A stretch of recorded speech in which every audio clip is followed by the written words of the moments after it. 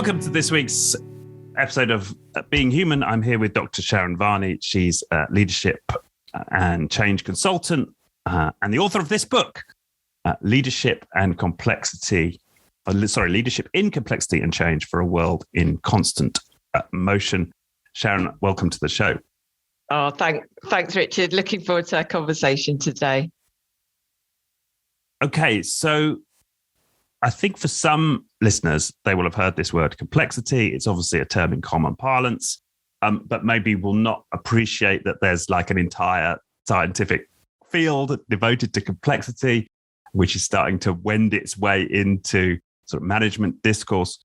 So I wonder if we should start with, for people who have not really heard the term in its technical usage before, by what we mean by complexity, like when you use it and when you're applying it to your work. Yeah, brilliant. And I know you framed this conversation as, imagine we're down the pub or in a cafe. So kind of, for us and everyone else, I think, maybe that's the place that we should think about. And it's a nice, easy question. What is complexity? No, not really. But as you know, I think you can't simplify complexity, and that's actually what makes it complex rather than just being very complicated. But I think, I can share some useful principles with you. And I know, Richard, you've come across complexity before, haven't you? And you've had conversations with lots of other people who might have slightly different takes on complexity. But where I always start is with this idea of it being dynamic. So complexity and change come as a package, and there's lots of moving parts. And as you mentioned with my book, the subtitle is For a World in Constant Motion. So this idea of complexity and change, you really can't disentangle them. I think that's absolutely critical. And I think secondly, this idea of things being entangled as well. So lots of connections and interdependencies. So as one thing changes, it's likely to have ripple effects everywhere, really. And so There's a few other things that come along with that. But I think those are the two things that are really helpful to keep in mind. So you change one thing and it makes a ripple effect everywhere else. Like that's something, we might refer to as entanglement. That's like one aspect of it. Yeah. And then one of the things I really liked in the book, and I know that other complexity theorists have used this, but the way you described it in the book, I really appreciated, and that was using the metaphor of a murmuration. Yeah. Right. So this is a flock of birds. So could you talk about could we use that as like the lens to explore what we mean by complexity, like going through the components of a murmuration and how that maps onto these ideas? Yeah, let's do that. Have you seen a murmuration in real life, Richard? Yeah, exactly. It's like this. Well, it's spectacular, right? It twists and turns, and you get this huge flock, and it can sometimes make the sky go dark if it's big enough. Yes, absolutely. So you've got this thing called flocking. It's thousands, tens of thousands, hundreds of thousands, apparently up to 1 million starlings. And they're flocking together before they roost for the evening, and they are adapting to one another, to the air currents, to the weather conditions, to the particular features of that landscape, to events such as a car backfiring or a hawk appearing. And so you get these constant, and I think a murmuration is a great example. So I talk about dynamic patterning to try and bring this complexity and change together to life. And I think a murmuration is a great example of dynamic patterning that we can all imagine. And for anyone who hasn't seen it in real life, check out YouTube. There's loads of amazing videos on there, and you get this swooping, swirling interaction. So flocking in a starling murmuration, and you get some uncertainty about what the patterns are that are going to emerge, but they're not totally random. They will be swooping, swirling, organic shaped patterns, but they're never exactly the same. And I think it's a really useful analogy for complexity. And in the working world, we might be doing something called working rather than flocking. But once again, we're interacting in kind of very, very patterned ways, but it's never exactly the same all the time, but never completely different. Yeah, and then you talk about in the flock, like imagine the starling is an adaptive agent. So what do you mean by that? Yeah, well, that's a kind of one of the technical terms, but for starlings, I'm sure they don't think of themselves as adaptive agents, and nor do we as human beings. All it means is that we are capable of adapting. So, you and I, we've arrived in this pub. We've kind of come from two busy, stations. As we went across the concourse to get to our train, we were adapting and responding to everybody else who was involved in that environment, and we were kind of jumping over the wheelie cases, avoiding the kiosk that somebody put there, making our ways to our train. So we are adapting in the moment. And imagine the weirdness of having a planned route through a railway station. Right, I'm going to go here and then there and then there and then there. That absolutely would never work, would it? We'd be colliding with one another constantly, and I'm sure we'd see a lot more starlings falling out of the sky than is normal in a murmuration. Right. So they're making little micro adjustments to what else is going on in the flock. So they're constantly adapting, but the flock itself has these characteristics that is somehow the sum of all of these adaptive agents. Right. And that is similar somehow to what we experience in the working life, or I guess in any group of humans operating together. Yeah, absolutely. I think, in the working world, every now and then we'll go, oh, yeah, I didn't expect that to happen. But there's rarely something that's so completely random that we would never have expected it to happen. Okay, I didn't expect that person to say that exact thing in that way at that time, or I didn't expect that person to react in that way in that moment at that time. But it's rarely beyond, well, I couldn't have imagined that ever happening. I just wasn't expecting that to happen right here and right now. So I think there is familiarity in the kinds of ways that we interact in the working world. Right. And then so thinking of the world in this way, which I guess for some people we might appreciate intuitively, right? Yeah, okay, we kind of understand that, and that makes some sense. But what drew you to this as a scientific discipline to kind of really go deep into what do we mean by complexity in the human realm? Like it's interesting to me as to what caught your imagination with this, and why did you decide to pursue it? Yeah, it's a very good question. So there I decided to study for a master's in people and org development.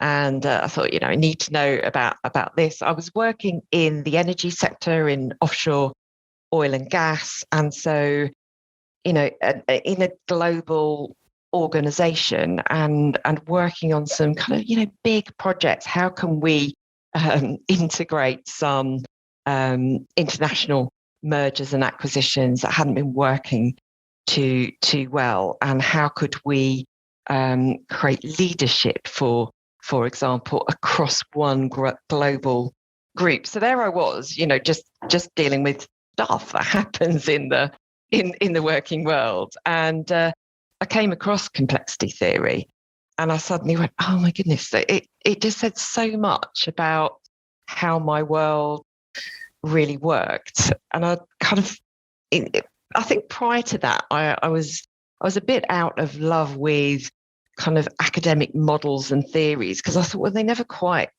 actually describe the reality of my world. But complexity says nothing will ever quite describe the reality. It's actually the not quiteness that is very characteristic of complexity. So kind of any model or framework will have its own limitations. So I think what really appealed to me was the very pragmatic nature of complexity. And then there was quite a big rabbit hole that I kind of, fell into to try and then, okay, so what is this thing called complexity science? How does it apply in the working world? What does it mean for what we do? And that was a long journey. So that's kind of sort of the next 15, 16, 17 years of that. Right. Yeah, and that's somehow it seems the paradox with complexity theory is that the theory, right, can get very esoteric very quickly, but it's rooted in some ways its application and where it comes from is a much more of a sort of a much more of a pragmatic orientation, right? It's almost the flip of often of the management terms, where in theory often it's very easy to comprehend the different models, but then they can become very unpractical very quickly. Right? Exactly. It's the flip, isn't it? Yeah, exactly. Do you know where I've ended up on this? Is actually complexity science describes how the world works, and as adult human beings, we've been fairly successful in dealing with this world all our lives. So we understand, we know, we recognize complexity. It is just life. It is just work. It's when we try and then kind of describe it and, sort of get underneath it. That's when, I think the very esoteric terminology comes in. And it's partly because it pulls on so many different sciences. So, if you're a physicist, there'll be, sort of physics roots, there's chemistry roots, there's biology, economics, computer sciences, and sociology. And they're all brought together, which makes a lot of sense, doesn't it, for something where, we're saying the world is entangled. Well, funnily enough, all these different scientific perspectives perhaps have a different take on complexity. Could we bring them together and make a little bit more sense of the world? But my view is, the world really is complex, and that's why at some level it's easy to grasp that it is. Yeah. And maybe the reason that they all have something to say about it is because they're all at the effect of it, right? Whatever the phenomena are that we're studying, we're always going to come across entanglement, predictability and unpredictability, patterning, emergence, right? All of these are going to exist in all fields of human study. So it's not surprising that they've all come up with a point of view on this. It's not, is it? Suddenly, I think I thought, similar to you. Well, why does everybody, why do all these perspectives have a view? Because if we really are in a complex and changing world, we're just looking at it through different lenses. Physics is a lens, and sociology's a lens, and sometimes they're kind of big lenses like that, or there might be sort of smaller theories. But we're trying to understand this big entangled. How does the world really work? Yeah. And I wonder how so you came to this, right? You thought, oh, this is interesting. I'd love to study more. It seems very practical. I want to understand it. I don't know if you had a similar reaction to me, but did you ever get to a point, which is where I got with complexity, which is like, it's all, if we really take this on, then like, what's the point of lifting a finger? Like, what's the point of doing anything? Because how can I do anything that's going to have any level of predictable outcome at all, given I comprehend all of this? Did you ever have moments like that, or a moment like that? Yeah, of course. And, I think that is the challenge, isn't it? And so some people who sort of study and talk and write about complexity kind of make the suggestion that you've got to reject everything that you know already. And I think that's tough. And I'm not sure whether that's actually necessary. Do we have to kind of go, okay, because we don't know everything, we know nothing. And I'm not sure that's actually the case. So I absolutely have and do feel as you just described, because as soon as you recognize everything's connected, it can very easily, just be immobilizing. How do I think about things? How do I do anything? What do I do? I can never be certain how that's going to play out. And, that is the reality. And I think that's why a lot of the time, some of the things that are sold as very scientific management techniques, because they're much more simple, and they do make us feel better, but, they don't really address the important issues. They just make us feel slightly less terrified about the world. And I think I've come, sort of been, I want to make sense of the world. How is complexity going to do that? To, you can't make any sense of the world. And now I think, well, hang on, that's not really the case, is it? It's not saying there's nothing we can know or there's nothing to know about. It's just saying that's imperfect, it's incomplete, it's changing. But I really liked, what Ralph Stacey says about emergence, that it's not any special force. It just comes from what everybody's saying and doing, including what we don't say and don't do. And I think that makes it perhaps a little bit more, hopefully a little bit less scary. And what I talk about in my book is just, could we be a bit less scared of complexity and let a little bit more in, open up a mental aperture a little bit more, and just accept a little bit more of the not quiteness of the world, the fact that the world doesn't fit into any academic model or any of our conceptual models. It will always be some will be better fits than others. Some will kind of fit more of the data than others, but it'll never be perfectly right. And I think actually we probably know that as adult humans, don't we? Yeah.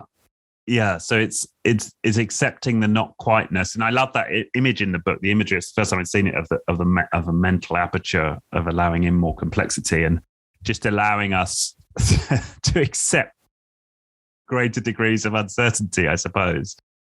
And then, so if we know that the models aren't accurate, and that literally nothing that we know is going to be the perfect fit in terms of a way of understanding our present reality. So it does then, of course, beg the question, so how do we orientate ourselves given all of that?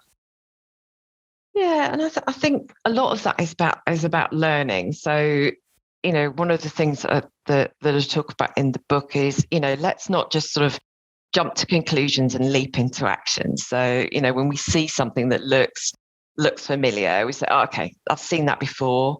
I know what I need to do.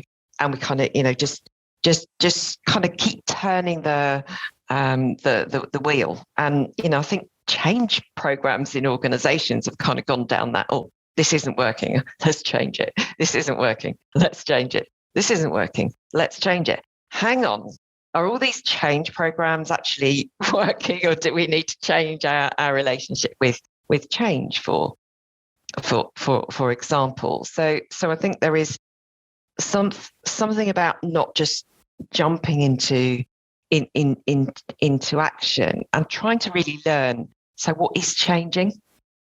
What is, in the patterning that we're in?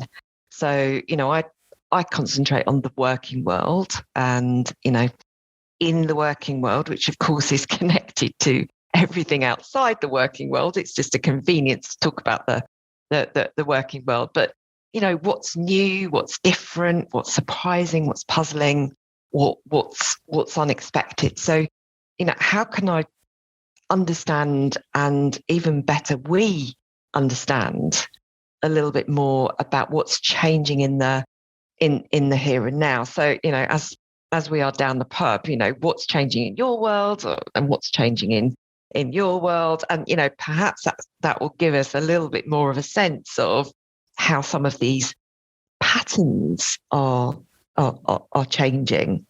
And I think sometimes that matters, because at what point do we start to notice something? So I was thinking about this thing. Oh yeah, your iPhone. People listening, you're having whatever iPhone, it is, smartphone. Yeah, the machine of everything. At what point did that become the machine of everything? It didn't used to be the machine of everything, but now it really is the machine of everything, and not just for me, but for most people. And, what's the implications of that device being the machine of everything? How are we changing how we work in relation to that having emerged from our interactions? So, wouldn't that be interesting to be able to sort of catch that as it's emerging? I mean, now this is the machine of everything. Right. Where's it going next? I don't know. Yeah. So, well, you talk in the book about, I like that term, cult of change. And so, I can see the perspective there, especially when working with organizations, is instead of asking the question, what shall we change? Like, what is changing? to stop and notice. But how do you find that, like, playing that into organizations? Like, how do you persuade people? Like, what's the benefit to just stopping and noticing and checking in and tuning in? Like, do you find that can be quite a hard sell? It's a lot easier than it ever was. I think what's happened over the last 2 years with the pandemic is there has been an experience that's been so widespread and such a sort of rapid onset that suddenly, people are willing to recognise that wasn't the result of any plan. So not the pandemic itself, but really the response from knowledge workers around the world. Suddenly, work from not an office, so wherever you are, and adapt to, if you've got a dining table, maybe that's a desk. If you've got an ironing board, maybe that's a desk. And that's happening everywhere at the same time. There's no blueprint for that. That absolutely emerged, and we used different technologies that were available, and we were all kind of the patterns of working life changed really, really quickly.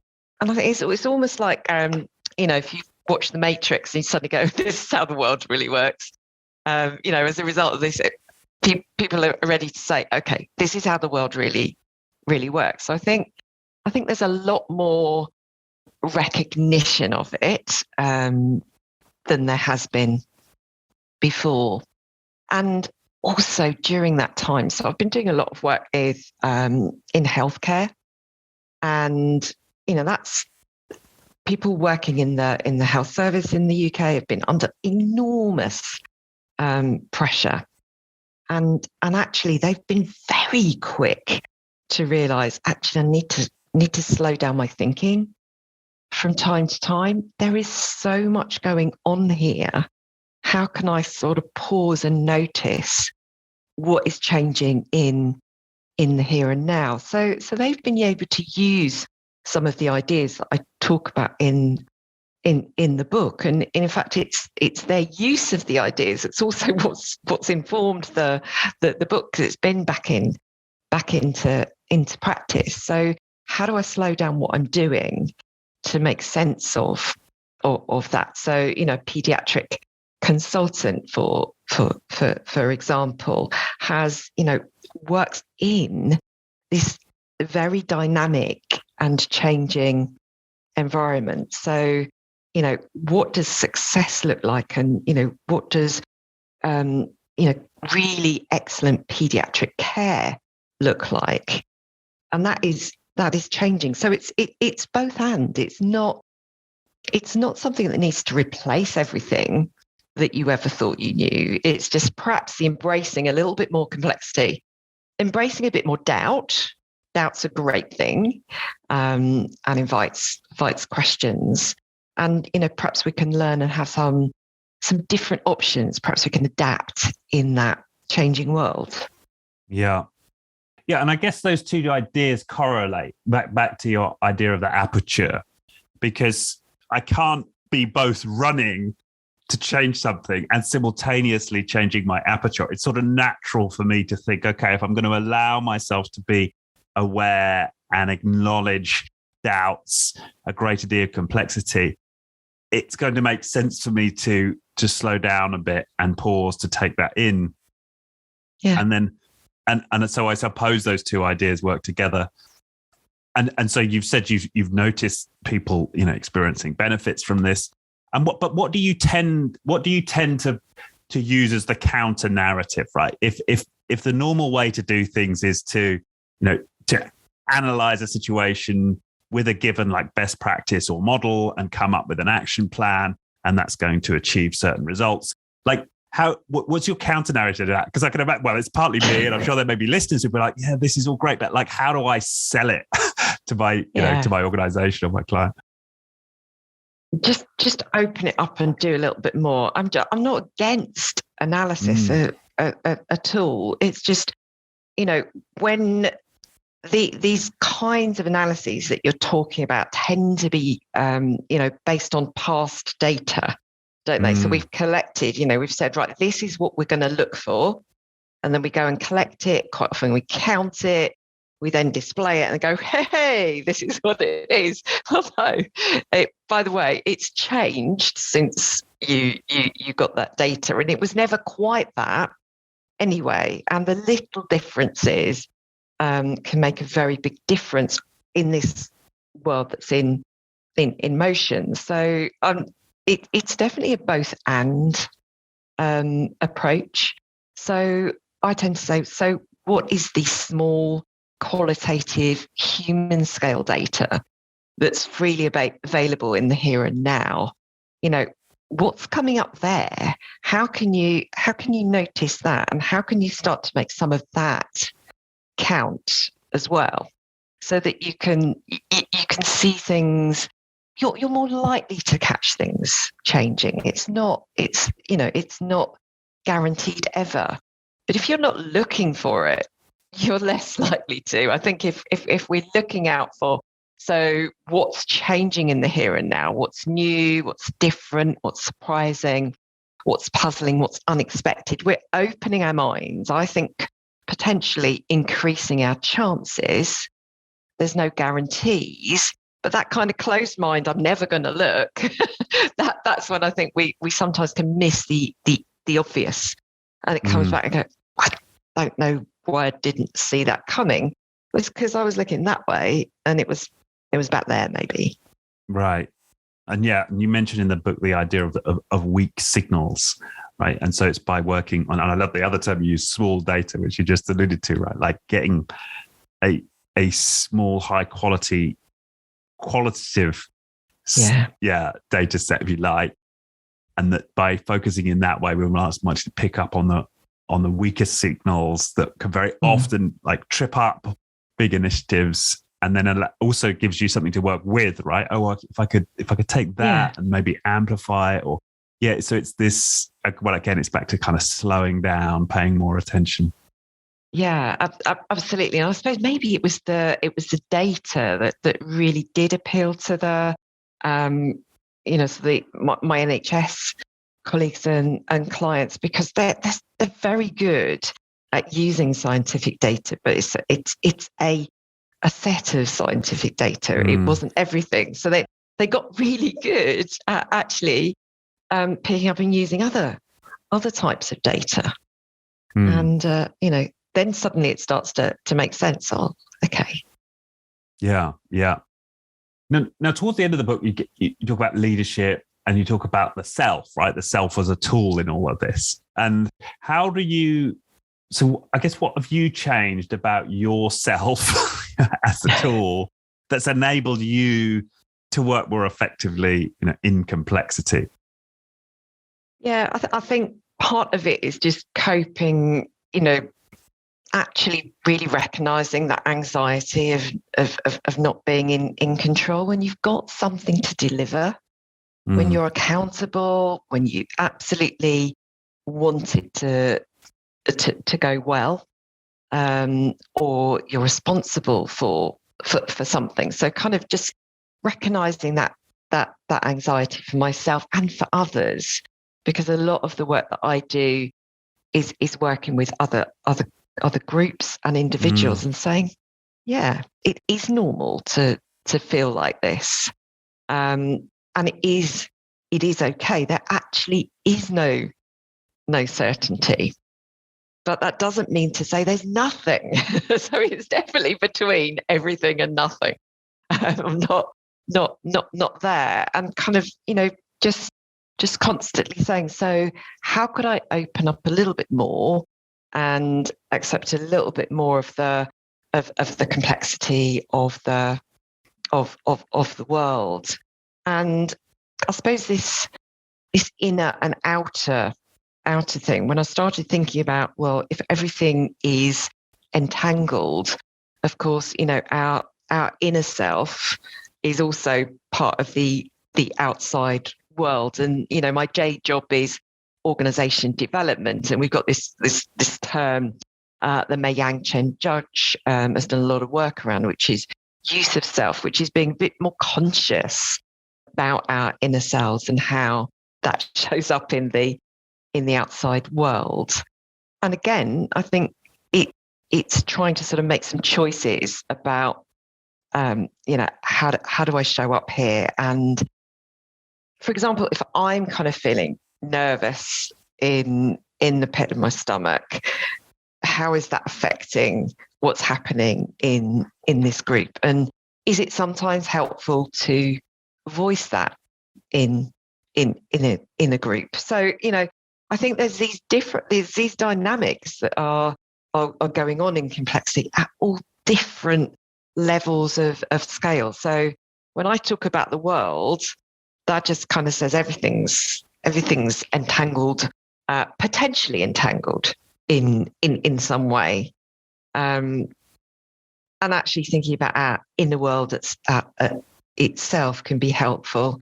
And maybe we can be more effective in complexity if we do a little bit of inner work. How do I feel about this, and how can I cope with a little bit more complexity? And do I have to go from I know everything to I know nothing, or are there other places I can land? And how could I expand that repertoire of places that I can comfortably land? Right. And so for you, that inner work has been asking these questions like, can I take on a bit more? Can I acknowledge my anxiety? Can I voice? Is that right? Are there particular techniques that have helped you? Or I think this is it's massive in leadership, because if you've got a position of authority, there's everybody. You're expecting yourself to be on top of things. You're expecting to, and other people are looking at you. Come on, what should we do? I mean, particularly in uncertainty, where everybody's feeling terrified. No, you're in charge. Tell us what to do. And it's not about having nothing to say. It really is about just recognizing how that feels, as a human. And I think some of that can just help us in leadership, because if we really want to learn what's changing and what are the dynamic patterns and how can we perhaps grasp emerging opportunities that weren't there before, or kind of recognize issues and perhaps try and head them off in that patterning a little bit sooner, we've got to stay open to experiencing some of that. And I think it comes up over and over again in leadership. One of the things I do that often actually just helps a lot is saying, this is okay. This is okay to feel like this. This is normal. Of course we feel like this. And sometimes complexity is too much. And we kind of, want to grasp onto something. But, when we're grasping onto it, remember that's never everything. And so the bits that we're not grasping onto, we also need to be interested in. Right. And one particular tool which alludes to what you're speaking to is something that came up towards the end of the book. It was somebody else you were quoting who starts all his meetings asking people to write down their hopes and fears, but start with your fears. Is that talking to this point? Yeah. I mean, it's a great way to get people to open up, and also, to the title of this podcast being human. I think it makes it okay that we can be human in a particular situation. So it does a lot on setting the ground. Are we gonna hide things, or are we gonna be a bit open about things? When we meet as a group for the first time, we're kind of testing one another out. Do I trust these people? How do I want to be seen? So all of that starts to get probably some of the human complexity out. Yeah. And I think that's good. Yeah. And I'm also just noticing the way you're framing this. You're using like the term a bit of this, like open a bit.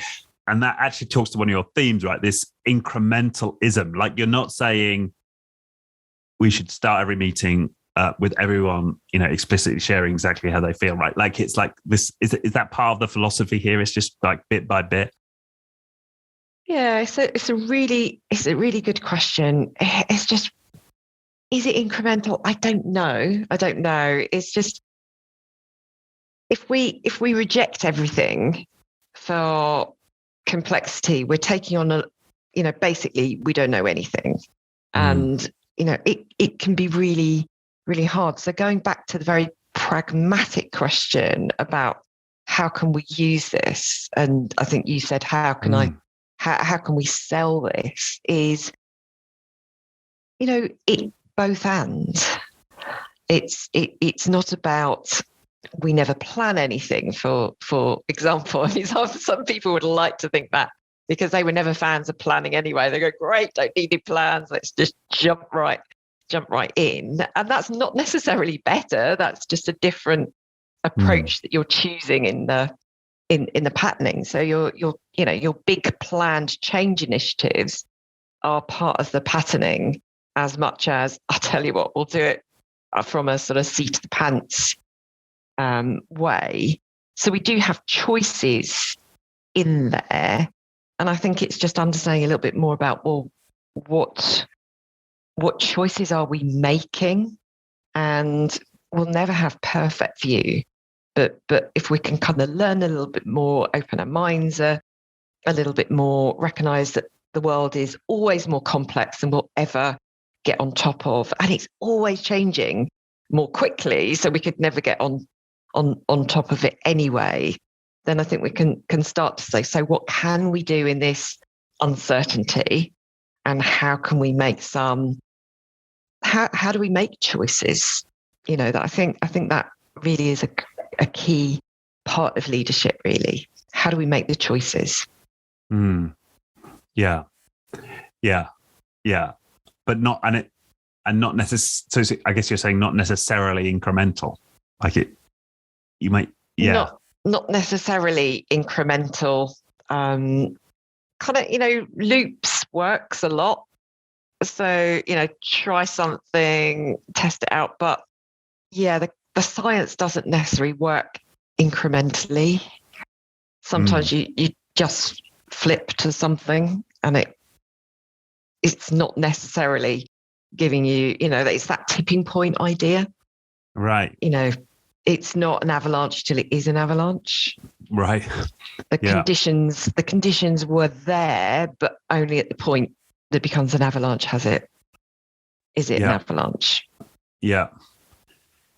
But that comes back to noticing, because I'm just trying to sort of real-time process. Like, I think the way that you've articulated some of these ideas is that, so we could notice that people are making big plans. We could notice that some people are very averse to making big plans.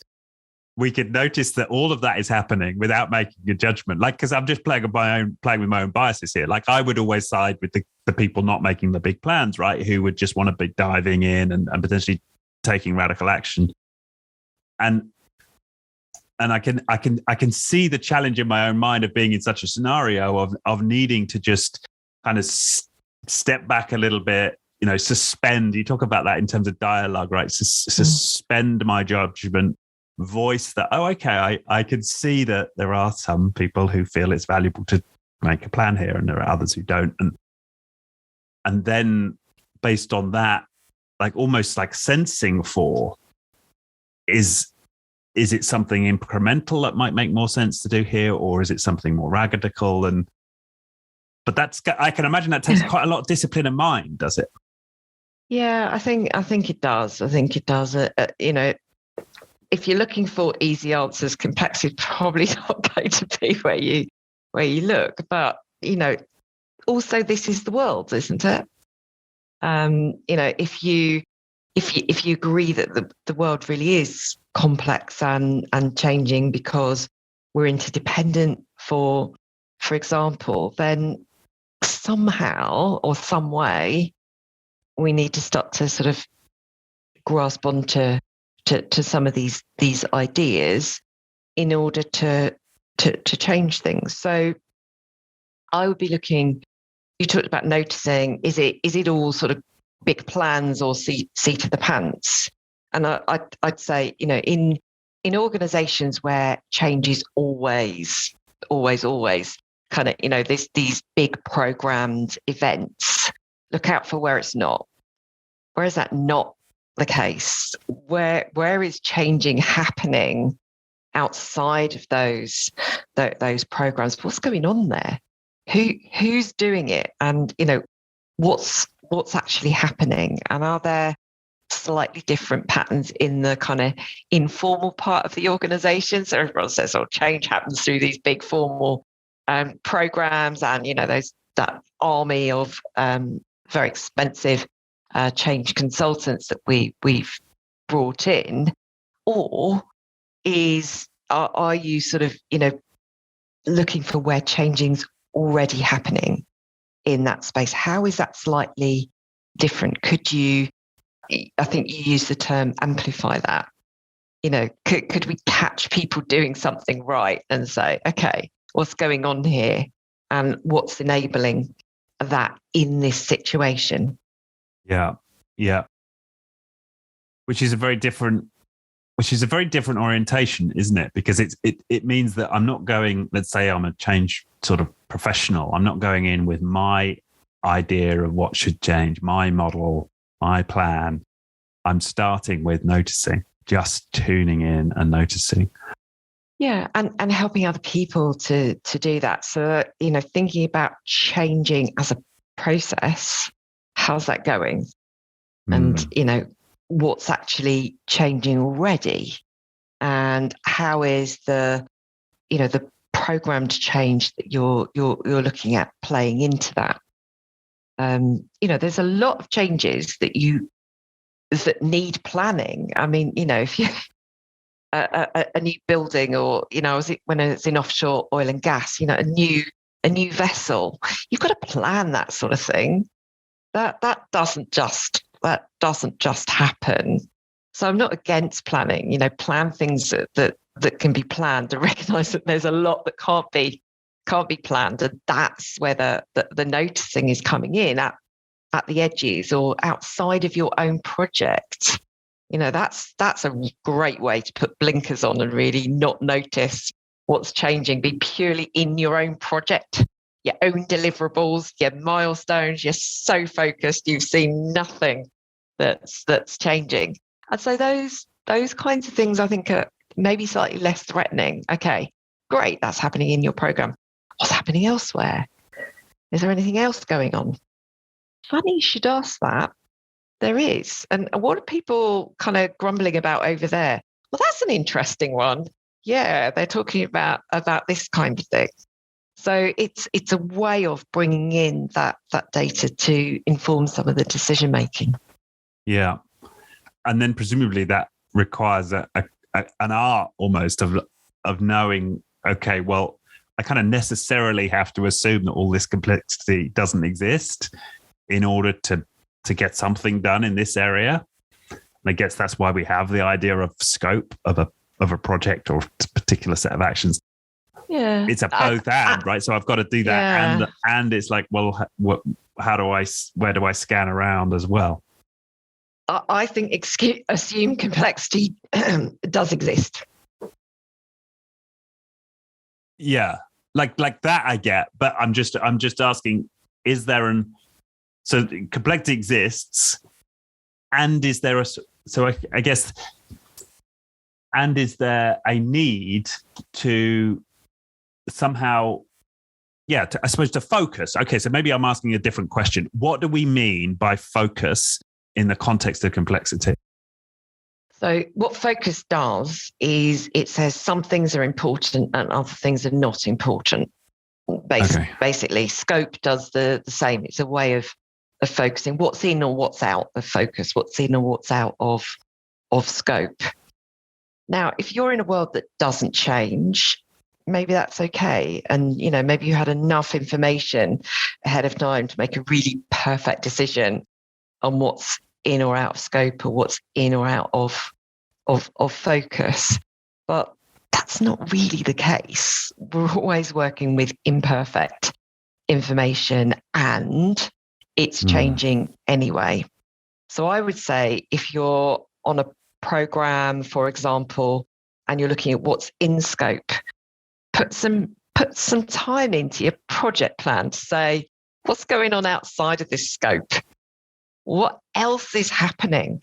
Stick it in your diary, put it in the project plan, get the bunch of people involved. Like, what are we missing here?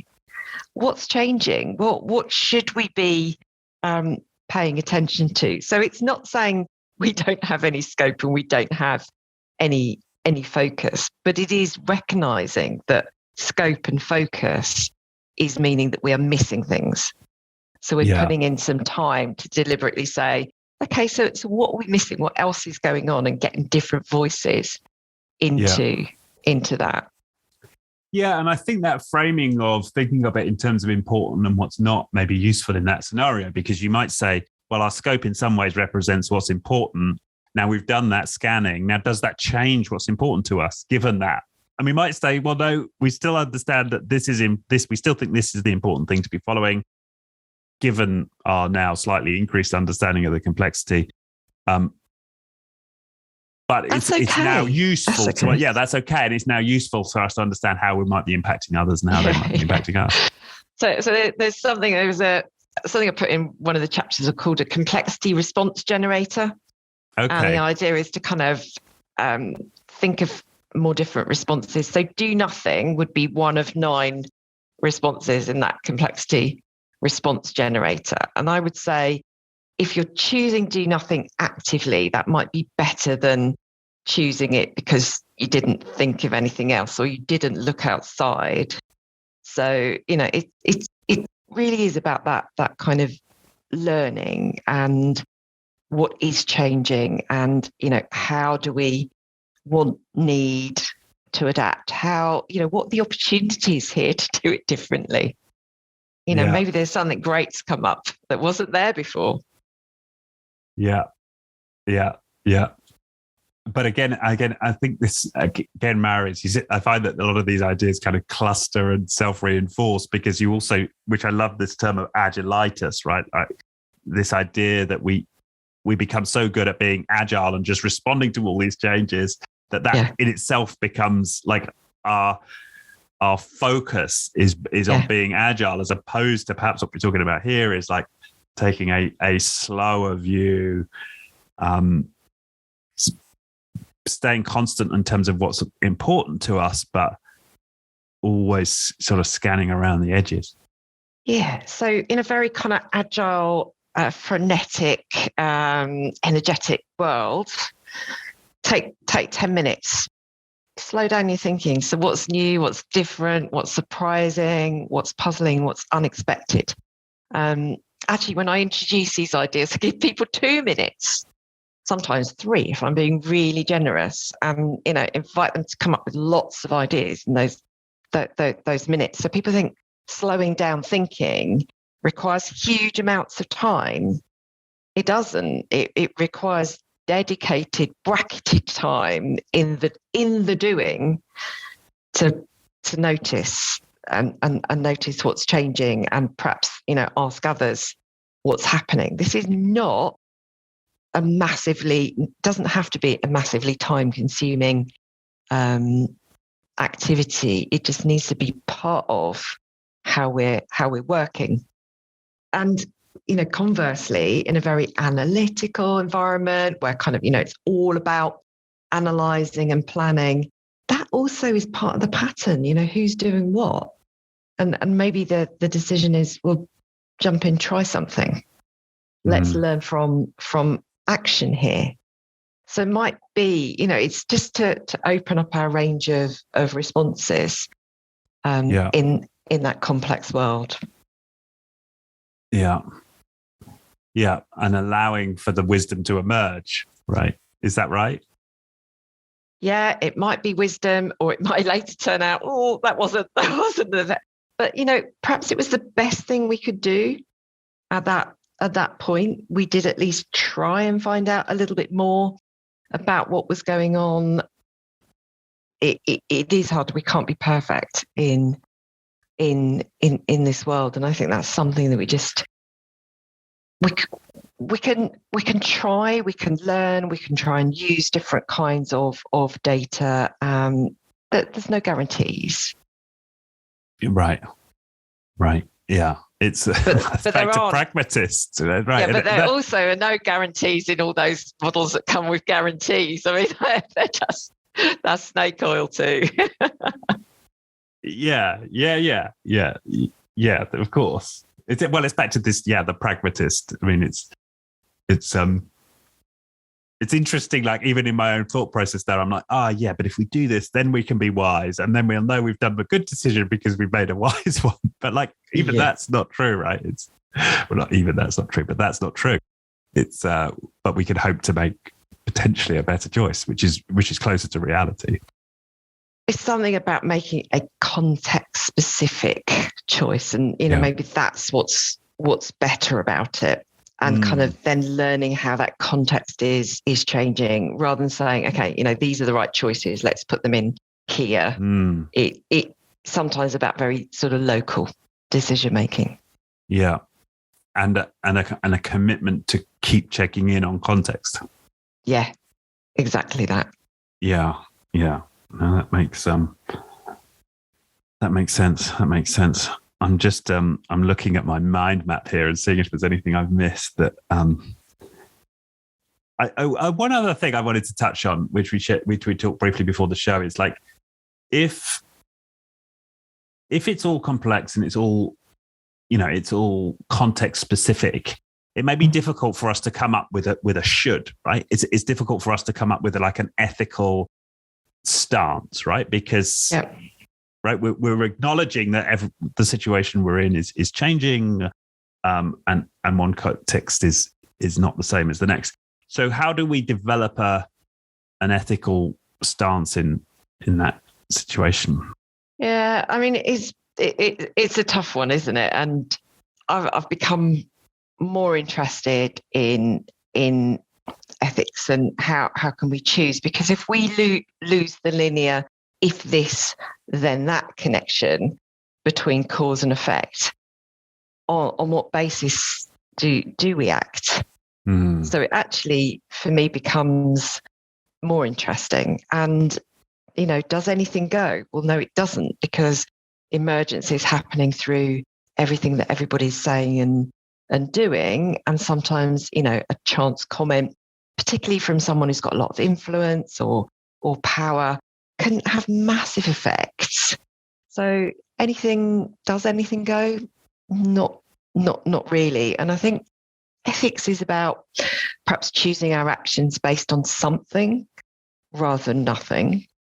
And if we can make some choices about that, it gives us as individuals a chance to kind of hold our own choices up to scrutiny and learn from that. It gives us an opportunity to kind of share the basis of the choices that we're making with one another. So rather than go, well, that's a good idea. No, that's a terrible idea. That's a really good idea. No, that's a terrible idea.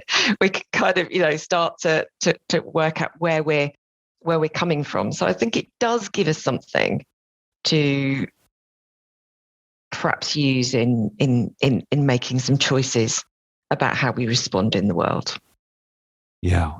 So it's about being explicit. Yeah. Or about the basis that we're coming to a particular judgment or view of what should be done. Or at least trying to, if we're trying to exercise judgment, then there probably does need to be some judging. And, so judging what's good may not be right, but without any judging, what are we really doing? Yeah. Yeah, I get. Well, voicing, right? This is this principle. Voicing what's inside and making that explicit. Yeah. No, tough question to end on, but thanks for that one, Richard. Yeah, well, I think it's an important one because it's just an obvious. It's a kind of an obvious problem for people. Well, at least it was an obvious problem for me being confronted with these ideas. So it just yeah. And I like the way you address it in the book. Good. Well, I guess there could certainly be a part 2. It's such a big subject that it's very hard to kind of to cover all of complexity in one conversation. But hopefully, our conversation will be interesting for other people too. So I've really enjoyed it. Good. And again, for those who want to, I mean, this is what I have to say about, I've read, I don't know, like 4 or 5 complexity books now. This is the one that lays it out the most clearly in terms of the basic ideas and relates it to the working world. So I really think that this, especially for people who are just getting into it, right? Who've just got curious about complexity. This could be an absolutely wonderful place to start. Leadership in complexity and change for a world in constant motion. So we'll put a link to that in the show description. Is there anything else you'd like to share as we close out?